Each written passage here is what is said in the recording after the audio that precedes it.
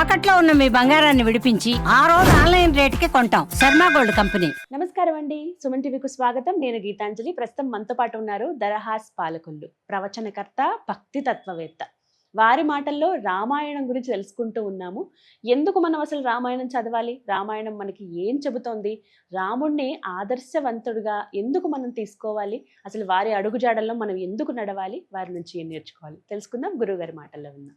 గురుగారు నమస్కారం అండి. నమస్కారం అండి. రామాయణం చెబుతూ ఉన్నారు. ఇందులో భాగంగా రాయిని ఆడది చేసిన రాముడు పాటలు తెలుసు. అలాగే ఆ ఘట్టం ముఖ్యంగా కొంతమంది అది కామెడీ వెర్షన్లో తీసుకున్నా, ఇంకొంతమంది ఇలా జరిగింది అని చెప్పే క్రమంలో అంటే రాయిగా మారిపోయిన అహల్యను ఆయన పాదస్పర్శతో మళ్ళీ మామూలు మనిషిని చేశారు రాముల వారు అని చెప్తారు. ఇది ఎంతవరకు నిజం? అసలు వాల్మీకి రామాయణంలో ఇలా ఉందా? దీని తర్వాత ఘట్టాలు ఏంటి మాట్లాడుకుందాం. మనం ఒకటి గుర్తుపెట్టుకోవాలి, విష్ణుమూర్తి మానవ స్వరూపంగా రాముడిగా వచ్చాడు. కరెక్ట్ కదా? ఎందుకంటే రాముడు మనిషిగా రాకపోతే రావణాసురుకున్న వరం ప్రకారం రావణాసురుడు చచ్చిపోడు, మనిషిగానే రావాలి. ఎక్కడైనా ఏ మనిషి అయినా కాలి స్పర్శ తగిలితే రాయి మనిషి అవుతుందా? లాజికల్ గా ఆలోచించాలి. అవ్వదు. కానీ ఎందుకు చెప్పారు, దాని అర్థం ఏంటి అంటే దాని వెనకాల ఇంకేదో లేయర్ ఉంది. దురంధర్ సినిమాలో వీటిలో చెప్పేటప్పుడు layering, peak detailing. What is the peak detail that Valmiki has given inside it అంటే విశ్వామిత్రుడు, రామలక్ష్మణులు ముగ్గురు కలిసి మిథిలానగరం అవుట్స్కట్స్ దాకా వచ్చేస్తే గౌతముని యొక్క ఆశ్రమం వచ్చింది. అందరం చూసాం. అత్తారింటి దారిలో అందరం కథ చూసాం. అహల్య అమాయకురాలు అనేటువంటి నాటకంలో అందరూ కథ చెప్పట్లా. నేను ఇంద్రుడు వచ్చాడు, ఇంద్రుడు కుక్కరొక్క అన్నాడు, ఇవన్నీ కరెక్టే, ఇవన్నీ ఉన్నాయి. గౌతముడు చెప్పించాడు అహల్యని ఎలా రాయిలా ఉండిపో అన్నాడు. రాయిలా ఉండిపో అన్నాడు అంటే నేను సింహం లాంటి వాడు అంటే దాని సింహం అన్నా, సింహం లాంటి లక్షణాలు ఉన్నాయి అని. అలాగే అహల్యని రాయిలా ఉండిపో అని గౌతముడు చెప్పించాడంటే రాయి ఎలా ఉంటుంది? కదలిక చైతన్యం లేకుండా ఉండేది రాయి, కదలిక చైతన్యం ఉండేది జంతువు, కదలిక చైతన్యం బుద్ధి ఉండేది మనం. కదలిక లేకుండా అంటే ఖనిజము, వృక్షము, జంతువు, నరుడు. ఇది ఎవల్యూషన్. ఎవల్యూషన్ లో అంత పైకి వచ్చి మనిషిగా పుట్టినటువంటి ఒక అహల్యని అంత కిందకి వెళ్ళిపోయి ఎవల్యూషన్ లో తక్కువైనటువంటి రాయిలా ఉండిపోమన్నాడట గౌతముడు. అంటే కదలిక లేకుండా చైతన్యం లేకుండా అలా పడుండి అన్నాడట. శాప విమోచనం ఏంటి? రాముడు అనేటువంటి వాడు వచ్చి ఎప్పుడైతే నేను అమ్మా అని పిలుస్తాడో అప్పుడు నిన్న చైతన్యం వస్తున్నాడట. అంతే. రాముడి కాలి ధూళి తగలడము, ఒక రాయి ఏదో బండరాయిగా ఉండడము, ఆవిడ అహల్యరా మారడం, ఇదంతా సినిమాటిక్ లిబర్టీ తీసుకున్నా వాల్మీకి రామాయణంలో చెప్పబడింది. అహల్య రాయిలా ఉండిపోయిందట గౌతమాశ్రమంలో. అలాగే మిథిలానగరం అవుట్స్కట్స్ లో ఉన్న గౌతమాశ్రమానికి చేరుకోగానే రాముడు అక్కడ అమ్మ అని పిలవగానే అహల్యలోకి చైతన్యం వచ్చేసి కదలికా చైతన్యం రెండు, ఎందుకంటే భగవత్ స్పర్శ తగిలినప్పుడు కదలికా చైతన్యం రెండు వచ్చేస్తాయి తప్పకుండా. ఎందుకంటే అంత ప్రేమతో పలకరించాడట. ప్రేమ వల్ల ఇప్పుడు మీరు ఇంట్లో కూడా చూడండి, ఇంట్లో నార్మల్గా ఏది లేకుండా డిప్రెస్డ్గా ఉన్న ఒక సోల్ని మీరు వెళ్ళి ప్రేమతో కౌగిలించుకొని ప్రేమతో మాట్లాడండి, వాడు కూడా నవ్వుతాడు తిరిగి. సో అలా మాట్లాడాడు రాముడు. అలా మాట్లాడడం వల్ల అహల్యలో కూడా కదలిక చైతన్యం వచ్చేసరికి అహల్య శాప విమోచనం అయింది. అక్కడ నుంచి వీళ్ళు మిథిలానగరానికి వెళ్ళారు. మిథిలానగరంలో జనకుడు ఆల్రెడీ, ఇక్కడ చిన్న కాంట్రవర్సీ విషయం ఉంటుంది ఏంటంటే, ఏ వయస్సులో రాముడికి సీతకి పెళ్ళైంది. రాముడు విశ్వామిత్రుడితో పాటు వెళ్ళినప్పుడు ఆల్రెడీ దశరథుడు చెప్పాడు 15 ఏళ్ల పిల్లవాడండి అని. సో రాముడు ఏజ్ క్లియర్ 15. సరే మహా అయితే ఇదంతా ట్రావెలింగ్ చేసిన 1 year అయింది అనుకుంటే 16 సంవత్సరాలు. అక్కడ సీతాదేవి వయసు ఎంత? సీతాదేవి చిన్న పిల్లగా ఉన్నప్పుడే వీర్యశుల్కాన్ని ప్రకటించాడు. వీర్యశుల్కం అంటే వీరత్వాన్ని చూపించుకోవడం కోసం జనకుడి దగ్గర ఉన్నటువంటి శివధనస్సు ఏదైతే ఉందో శివధనస్సును ఎక్కుపెట్టినటువంటి వాడికి నా పిల్లనిచ్చి పెళ్లి చేస్తాను అన్నాడు. పిల్ల అన్నాడు సీతాదేవి. గర్భాష్టం అయితే కన్య అంటే పుట్టినప్పటి నుంచి 8 ఏళ్ళు వస్తే కన్య అంటారు. అంటే పిల్ల అన్నాడంటే అప్పటికి 7 ఏళ్ళే సీతకి. సో రాముడికి 15 సంవత్సరాలు. సరే +or-1 అనుకుందాం, ఎందుకంటే ట్రావెలింగ్ +-1 లేదు, +1 ట్రావెలింగ్. ఆవిడికి 7 సంవత్సరాలు. సో +1 అనుకుందాం, ప్రకటించినప్పటి నుంచి 1 సంవత్సరం అయింది అనుకుందాం. సో 15, 7 ఇది వీళ్ళ వయసు పెళ్ళైనప్పుడు. అది ఇప్పుడు కరెక్టా అంటే ఏ యుగంలో ఉండాల్సినటువంటి రూల్స్ అప్పుడు ఉంటాయి. ఆ యుగంలో 15, 7 ఏళ్ళకి అయిపోయింది పెళ్లి. మనం ఇప్పుడు 15, 7కు చేసుకోమని కాదు. అవి యుగ ధర్మాలు, అవి వేరు. ధర్మంగా ఉండేది వేరు. అది రాముడు పాటించినటువంటి ధర్మం. అందుకే రామ జీవితాన్ని చూసుకోవాలి. సరే మిథిలానగరానికి వచ్చారు. మిథిలానగరానికి వస్తే మనం ఏదో సినిమాల్లో అందుకే వాల్మీకి రామాయణం చదువుతున్నామంటే సినిమాలు పక్కన పెట్టారు. సినిమాల్లో ఎలా చూపిస్తారు? ఒక పెద్ద సభేదో పెట్టారు, రాజులందరూ వచ్చారు, అందులో పాటు విశ్వామిత్రుడు, రాముడు అందరూ కూర్చున్నారు, శివధనస్సును ముందు పెట్టారు, అందరూ వచ్చి ఒకేసారి ఎక్కుపెట్టడానికి ట్రై చేశారు. ఇదేమీ జరగల. ఆయన జస్ట్ అనౌన్స్ చేశాడు, ఎవరు కుదిరినప్పుడు వాళ్ళు వచ్చి వాళ్ళు ట్రై చేశారు, అది ఎత్తారు అనుకోండి పెళ్లి చేసేవాడు, ఎత్తలేదు వెళ్ళిపోయారు. కన్కరెంట్ గా ఎప్పుడు పడితే అప్పుడు జరిగే తప్ప అన్ని ఒకేసారి జరిగి ఒక పెద్ద ఈవెంట్ లాగా ఏం చేయలే ఆయన. అందరికి కుదరదు కదా, లాజికల్ గా అందరు వాడు ఎవడో నిజంగా చేసుకుందాం ఎత్తగలిగే వీర్యం ఉన్నటువంటి వాడు ఇప్పుడు రాలేకపోయాడు అనుకోండి ట్రావెల్ ప్రాబ్లమ్స్ వల్ల కష్టం కదా. అందుకే ఎప్పుడైనా ప్రాబ్లం లేదు, ఇది వీర్య శుల్కం ప్రకటిస్తున్నానని జనకుడు ప్రకటించాడు. జనకుడు అసలు పేరు శీరధ్వజుడు. జనకుడికో తమ్ముడు ఉన్నాడు, ఆయన కుశధ్వజుడు. శీరధ్వజ అంటే ధ్వజము మీద శీరము అంటే నాగలిని పెట్టుకున్నటువంటి వాడు కాబట్టి ఆయన పేరు శీరధ్వజుడు. కానీ రాజు అంటే అందరికీ తండ్రి కాబట్టి ఆ ఊర్లో ఆ నగరంలో మిథిలా నగరంలో రాజుని జనకుడు అనేవాళ్ళు, అందుకే ఆయన పేరు జనకుడు. జానకి ఎందుకంటే జనకుడు కుమార్తె కాబట్టి. సో విశ్వామిత్రుడితో పాటు రామలక్ష్మణులు వచ్చారు. ఎందుకు వచ్చారు? యజ్ఞం జరుగుతుందని ఋషులు చెప్పారు కదా ఇందాక ఆశ్రమంలో, యజ్ఞం చూద్దాం వచ్చారు. యజ్ఞం చివరిలోకి వచ్చింది. జనకుడితో పాటు ఉన్నటువంటి మినిస్టర్ అయినటువంటి శతానందుడు. ఆ శతానందుడు ఎవరంటే ఇందాక కలిసినటువంటి గౌతముడు అహల్య యొక్క పుత్రుడు. శతానందుడు కలిశాడు. శతానందుడు మా అమ్మగారిని కలిశారా, చాలా సంతోషం, మా అమ్మగారి చైతన్యం వచ్చిందా, రామా థ్యాంక్ యూ అని చెప్పాడు. అంతా చెప్పి రాముడికి వీళ్ళందరికీ అక్కడ ఉన్నటువంటి జనకుడికి కూడా శతానందుడు మళ్ళీ విశ్వామిత్రుడి యొక్క కథ మొత్తం చెప్పడం మొదలు పెట్టాడట. విశ్వామిత్రుడు ఎందుకు అంత గొప్పవాడు మన యాగానికి వచ్చాడు అని చెప్పి జనకుడు చెప్తే అంతా చెప్పి అందరూ అక్కడ ధనస్సు గురించి శివధనస్సు ఇలా వీరశుల్కం ప్రకటించారండి. చాలా మంది ట్రై చేశారు కానీ ఎవరు ఎత్తలేకపోయారు అని అన్నాడట. రాముడు అక్కడే ఉన్నాడు, అన్ని వింటున్నాడు. ఎత్తగల సామర్థ్యం ఉందని తెలుసు కదా, ఆయన ఏమీ మాట్లాడలే. అదే ఆత్మవాన్ అంటే ఆత్మ యందు రవించుట. ఆయనలా ఉన్నాడు. గురువుగారు చెప్పింది చేస్తే చాలు. గురువుగారు ఇటు చూశాడు, నాయన రామ ధనస్సు ఎత్తన్నాడు, ఎత్తాడు. ఎక్కువ పెట్టిన ఆయన అన్నాడు, ఎక్కువ పెట్టాడు. అది విరిగింది. ఇదే శివధనుర్భంగం. ఇంతే జరిగింది. శివధనుర్భంగం జరిగింది కాబట్టి వీర్యశుల్కం ప్రకారం సీతమ్మనిచ్చి పెళ్లి చేస్తానన్నాడు జనకుడు. కానీ రాముడు ఏమన్నాడు, మాకేమీ తెలియదండి వివాహం సంగతి అయితే మా నాన్నగారిని అడగాలన్నాడు. అంతటి గుణవంతుడు రాముడు. గురువుగారు చెప్పారు, గురువుగారు చెప్పినా చేసుకునేవాడు. కానీ గురువుగారు చెప్పలా, గురువుగారు కూడా ధర్మం తెలుసు. ఎందుకంటే కనింది ఎవరు? తండ్రి, నాన్నగారు కదా, నాన్నగారిని అడగమన్నారు. సో ఇక్కడ నుంచి మంత్రుల్ని వీళ్ళందరినీ జనకుడు పంపిస్తే దశరథ మహారాజు దగ్గరికి పంపిస్తే అయోధ్యకి దశరథ మహారాజు చాలా ఆనందంగా ఫీల్ అయ్యాడు. ఎందుకంటే అబ్బా ఇంతకన్నా మిథిలా నగరానికి అల్లుడవుతున్నాడా మావాడు, ఆయన సంతోషం అని చెప్పి వస్తువులు సామాగ్రి అన్ని పట్టుకెళ్ళమని చెప్పాడు. సీతాదేవిని అప్పుడు చూడలేదు, అసలు ఎక్కడ ఇంకా చూడనే లేదండి బాబు. సీతాదేవి ఎలా ఉంటుందో ఏంటో ఏమి తెలియదు. లక్ష్మీదేవి ఎలా ఉంటుందో విష్ణువుకి తెలిసి ఉండొచ్చు కాక, కానీ సీతగా ఎలా పుట్టింది అనేది రాముడు ఇంకా చూడలేదు. కానీ మనకి మనం చూసే అదే సినిమాలు పక్కన పెడితే కానీ వాల్మీకి రామాయణాన్ని రామాయణంగా చదువుకోలేము. అలాగే ఈ శివధనుర్భంగంకి రావణాసురుడు కూడా రాలేదండి, వాల్మీకి అయితే చెప్పలేదు. వాల్మీకి అయితే చెప్పలేదు. సినిమాలు ఎంత ప్రభావం చూపించాయో అసలు అదొక ఈవెంట్ లాగే జరగలేదు. అది గుర్తుపెట్టుకోవాలి మనం. ఎవరు ఎప్పుడు పడితే అప్పుడు వచ్చారు, ఎత్తితే చేసేసేవాడు పెళ్లి. విశ్వామిత్రుడు రామలక్ష్మణులు ఎందుకు వచ్చారు? ఊరికే యజ్ఞం కోసం వచ్చారు. కైవల్యం కేవలం ఊరికే చూడడానికి వచ్చినటువంటి వాడు ఎత్తాడు, అందుకే పెళ్లి చేస్తున్నారు అన్నాడు. దశరథుడు హ్యాపీ ఫీల్ అయ్యాడు. మొత్తం వస్తు సామాగ్రి అన్నింటినీ మొత్తం అంతా అయోధ్యగా తరలింది మొత్తం మిథిలా నగరానికి. అక్కడికి వెళ్ళాక చాలా గొప్ప మాట అంటాడు దశరథుడు. దశరథుని అడుగుతాడు, పెళ్ళి ఎలా చేద్దాం చెప్పండి. మనకి పెళ్లి ఎలా జరిగిందో చాలా చాలా బాగా తెలియాలండి. ఎందుకంటే భారతీయ వివాహ వ్యవస్థ అనేది గట్టిగా ఉన్నంత వరకు భారతీయ ఆత్మ అలాగే గట్టిగా నిలబడుతుంది. వివాహ వ్యవస్థ ఎలా జరిగింది, ఎలా ఉండాలి అంటే సీతారాములే ఆదర్శము. సీతారామ కళ్యాణం ఇప్పటికీ పెళ్లి పత్రికలో ఎందుకు జానక్యా కమలాంజలి పుటే అని ఎందుకు రాస్తామంటే సీతారామ కళ్యాణమే కళ్యాణానికి ఆదర్శము. భార్యాభర్తలంటే సీతారాములే. వీళ్ళిద్దరూ ఎలా బతికారో అందులో 0.00001% బతికినా భార్యాభర్తలు ఆనందంగా ధర్మబద్ధంగా ఉంటారు. అలా అందుకే వాళ్ళ పెళ్ళి ఎలా జరిగిందో మనం కూడా పెళ్ళిళ్ళు అలానే చేసుకోవాలి. ఇప్పుడు ఏసీ కళ్యాణ మండపాలు వచ్చేసాయని ఇవి వచ్చేసాయని అగ్నిసాక్షిగా పెళ్లి చేయకపోతే ఆ పెళ్లిళ్ళు ఎందుకు నిలబడవు అంటే అది కూడా ఒక కారణం. అదే కారణం కాదు, అది కూడా ఒక కారణం. అగ్నిసాక్షిగా పెళ్లి జరగాలి. ఎందుకంటే పెళ్లి చేసుకునే పెళ్లి కొడుక్కి పెళ్లికి ఇంతమందిని పిలిచాను, 2000 మందిని పిలిచాను, ఈ 2000 మంది సాక్షిగా నేను ప్రామిస్ చేస్తున్నానని చెప్పడం. పెళ్లి మంత్రాలు ఎందుకు అర్థం కావాలంటే ఎందుకు అర్థం కావాలి.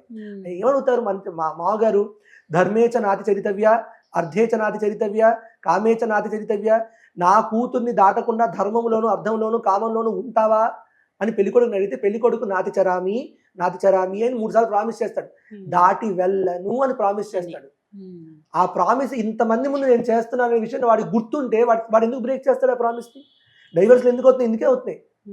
ఎందుకు అవుతున్నాయి అంటే వాడికి అసలు ఆ ప్రామిస్ వాల్యూ తెలియట్లేదు.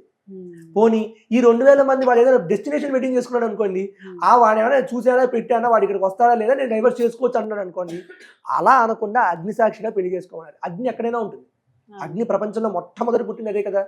అగ్ని సాక్షిగా పెళ్లి చేయడం అంటే ఈ ప్రపంచం ఉన్నంత వరకు మీరిద్దరు భార్యాభర్తలుగా కలిసి ఉండి తీరవలసిందే.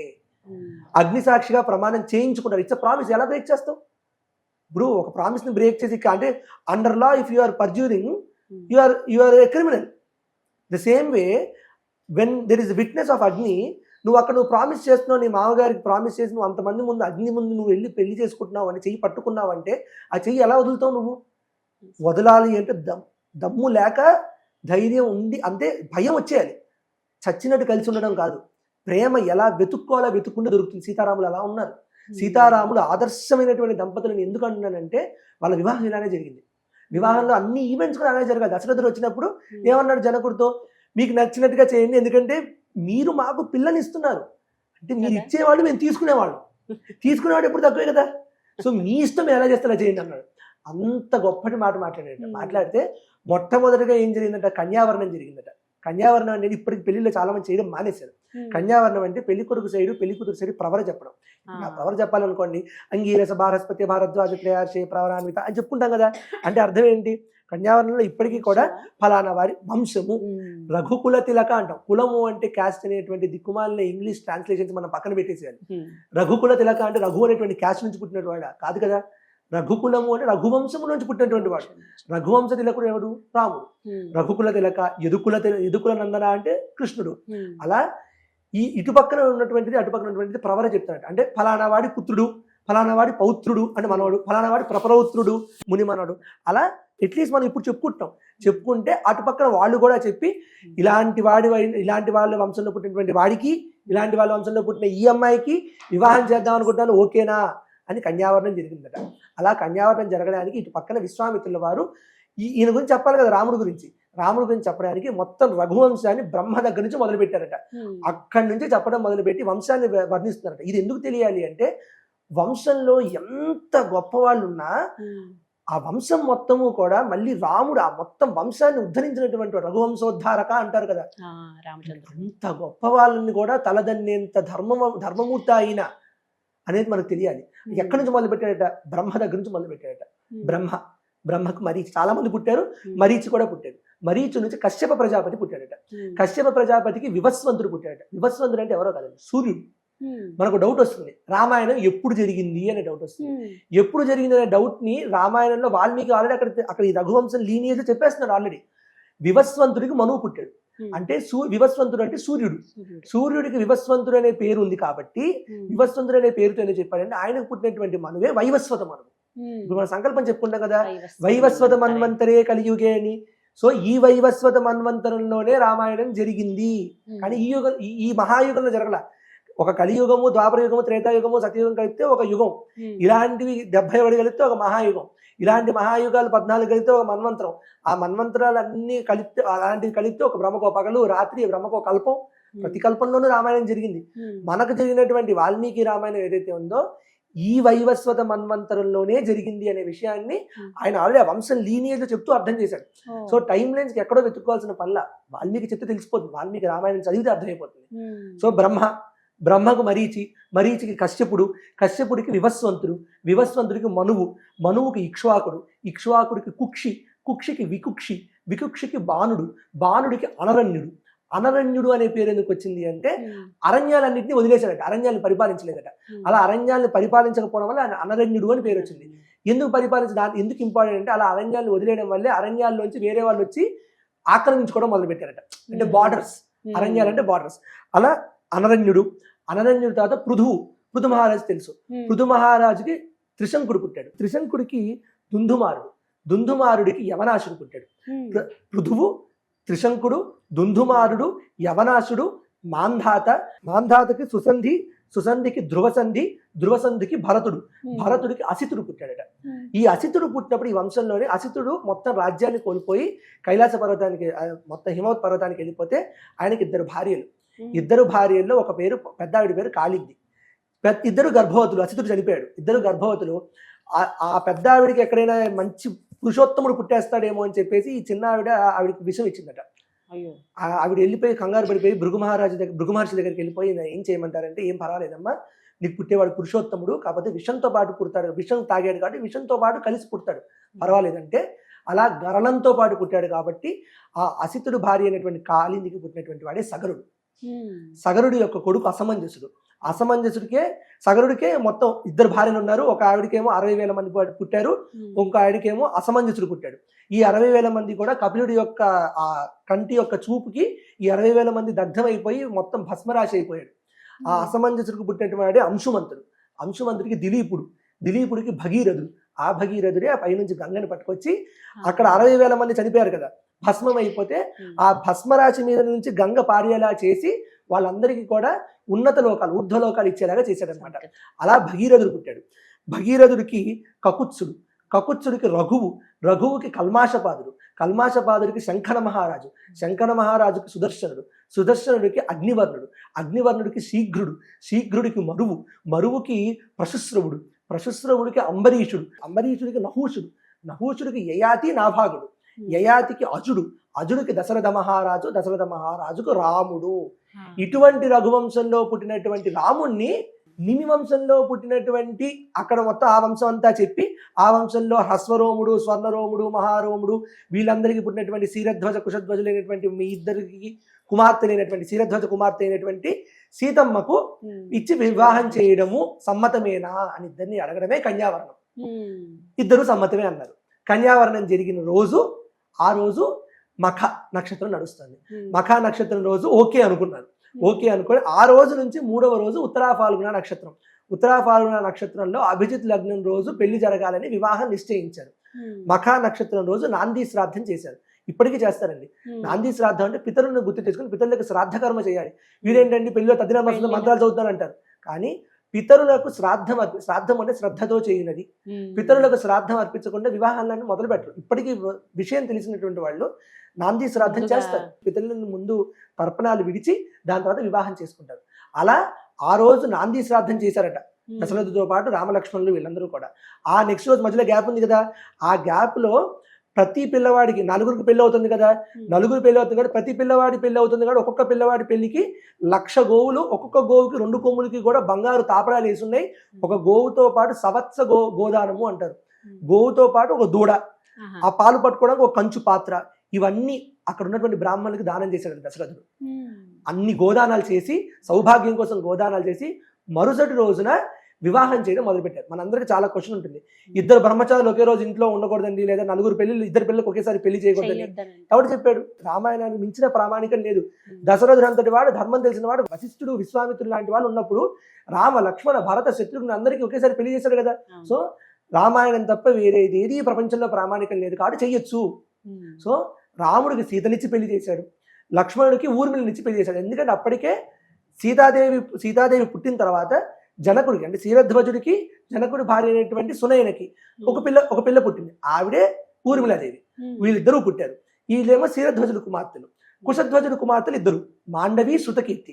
రామ, లక్ష్మణ, భరత, శత్రుఘ్నులు ఈ 4కి ఆ 4ని ఇచ్చి పెళ్లి చేయడంతో పైనున్నటువంటి దేవతలందరూ కూడా చాలా సంతోషించారట. ఎందుకంటే ఏ పని కోసమైతే రాముడి యొక్క అవతరణ జరిగిందో అది ఈ రోజుతో శ్రీకారం మొదలు. ఎందుకంటే సీతారాముల వివాహంతోనే రావణ వధ జరుగుతుంది. ఎందుకంటే సీతాదేవిని ఎత్తుకెళ్ళకపోతే, పెళ్ళి అవ్వకపోతే సీతాదేవిని ఎత్తుకెళ్ళిపోతే రావణ వధ జరగదు కదా. సో అటువంటి సీతారాముల కళ్యాణం జరిగినటువంటి రోజే ఈ శ్రీరామనవమి, చైత్ర శుద్ధ నవమి. అటువంటి సీతారాముల కళ్యాణం జరిగిన రోజే ఈ శ్రీరామనవమి. సో మళ్ళీ 14 ఏళ్ల వనవాసం తర్వాత మళ్ళీ రాముడు వచ్చి రాజ్య పట్టాభిషేకం చేసుకున్నది ఈ శ్రీరామనవమి రోజే. సో రాముడి పుట్టింది, రాముడి పెళ్ళయింది, రాముడు పట్టాభిషిక్తుడైంది, ఈ 3 కూడా ఈ శ్రీరామనవమి రోజు. అటువంటి ఈ శ్రీరామనవమి రోజు సీతారామ కళ్యాణం గురించి, రఘువంశం గురించి మనం మాట్లాడుకోవడం జరిగింది. చాలా సంతోషం. సో దీంతో అయోధ్య పెళ్ళయ్యాక అయోధ్య తిరిగి బయలుదేరతారు అందరూ. ఆ మధ్యలో పరశురాముడి యొక్క ఎన్కౌంటర్ జరుగుతుంది. ఆ ఎన్కౌంటర్ జరిగిన టైంలో ఈ వీళ్ళిద్దరూ మాట్లాడుకున్నప్పుడు విష్ణు చాపాన్ని ఎక్కువ పెట్టడము, తర్వాత ఆయన మహేంద్ర పర్వతాలకు వెళ్ళిపోవడము, రాముడు వచ్చేసాడు అని చెప్పి ఆనందపడి మహేంద్ర పర్వతాలకు వెళ్ళిపోవడంతో వాల్మీకి రామాయణంలోని 6 కాండల్లో బాలకాండ పూర్తవుతుంది. మళ్ళీ గుర్తుపెట్టుకోవాలి, వాల్మీకి రామాయణంలో 6 కాండలే ఉన్నాయని.